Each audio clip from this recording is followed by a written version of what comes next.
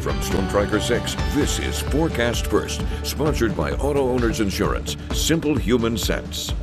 Another dry evening across mid-Michigan. Some of us able to still get a glimpse at a gorgeous sunset. However, as you head further south, mainly along and south of I-94, that cloud cover is a lot denser. All of us will be dealing with some rather cloudy conditions overnight tonight and as we move into our Thursday. Temperatures 41 degrees in Lansing and Charlotte. We're at 43 right now in Jackson, Hillsdale, Marshall, as well as over in Coldwater. Temperatures overnight tonight will be cooling down into the low 30s, and then we have some above average high temperatures to talk about. 6 News at 5:30 starts right now. WLNS is here for you, celebrating 75 years of bringing you the news with 6 News at 5:30. Right now at 5:30, another man in Grand Rapids has gotten into trouble for threatening President Donald Trump. Plus, a massive cocaine bust in Florida is one of the largest in history for the U.S. Coast Guard. And a Christmas lights display you have got to see, and it's spreading joy in more ways than one. Those stories and a lot more, and all in the first 6 minutes. Thank you for joining us this evening. I'm Siobhan Klepfer. Let's start the clock.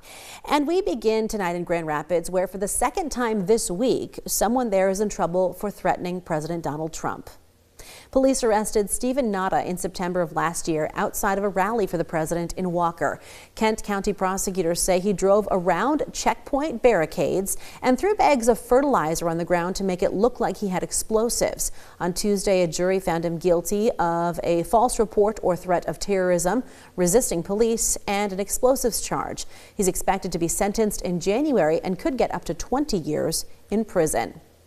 Tuesday in Dearborn, a group protesting Islam marched through the streets, prompting a counter-protest from city residents.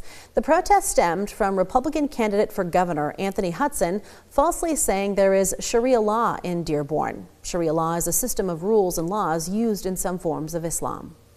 How are they coming to us and saying that we're all about division, we're all about Sharia law? They're coming here giving us nothing but hatred. Hudson was part of the protests yesterday, but backed off from his claims about Sharia law and said he wanted to come together with the people of Dearborn. Still, protest member Jake Lang of Florida tried to burn a Koran and mocked counter-protesters with bacon. He was a January 6th rioter pardoned in January by President Trump. In Oakland County this morning, the Clarkston Community School District put out a shelter-in-place order because of an immigration and customs enforcement operation in the area. A statement from the Oakland County Sheriff's Office says ICE agents were searching for 2 people accused of being, quote, gang members.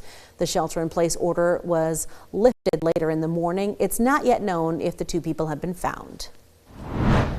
A Plymouth couple are now being charged with employing more than 240 undocumented immigrants in their commercial plumbing business, and that is according to federal officials.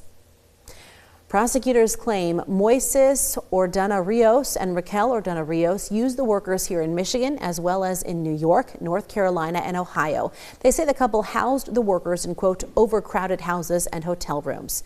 In New York and North Carolina, authorities arrested 23 people who they say are undocumented migrants who worked for the business. The couple appeared in federal court today and were released on bond.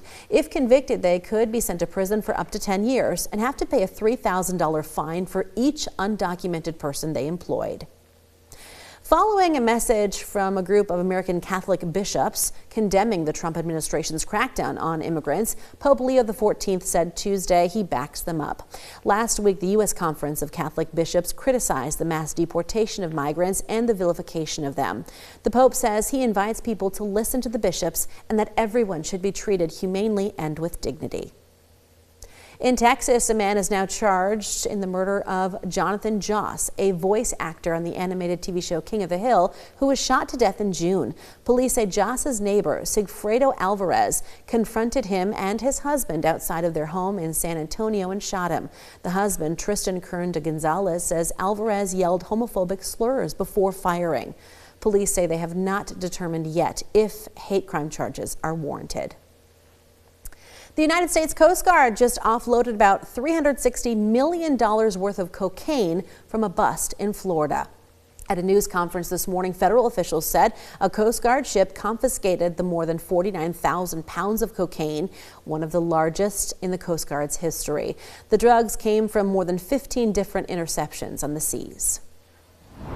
Looking at international headlines now, Russian drones and missiles killed at least 25 people in western Ukraine overnight. At least 3 of those killed were children.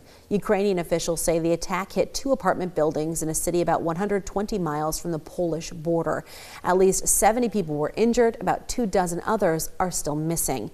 Ukrainian President Volodymyr Zelensky is in Turkey today to shore up diplomatic efforts to end the Russian invasion. In Lebanon, 13 people were killed when the Israeli military attacked a Palestinian refugee camp on Tuesday. Israel says it struck a training compound for Hamas, alleging the site was being used to prepare for an attack against the Israeli army. The drone strike hit a car in the parking lot of a mosque in the camp, but Hamas fighters stopped journalists from going into the area that was hit.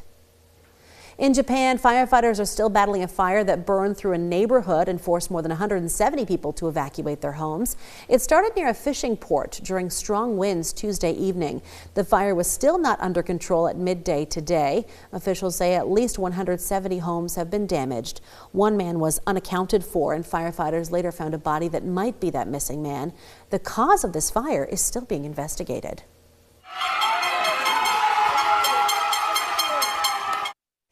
Those are the sounds of celebration in the tiny island nation of Curacao Tuesday. They are celebrating their country's qualification for the FIFA World Cup. The nation of about 160,000 people is the smallest by population to qualify for the football championship event. The previous record was held by Iceland.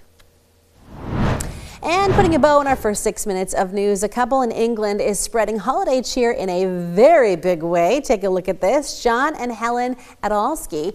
They have turned their home into a must-see merry marvel, earning the nickname The Christmas House. And it's easy to see why. They start decorating in September, creating a glowing spectacle of snowmen, reindeer, and sparkling Santas, and all for a good cause.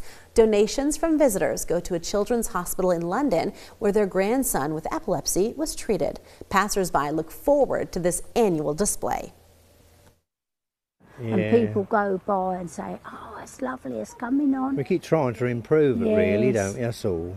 Nice to see you doing it again.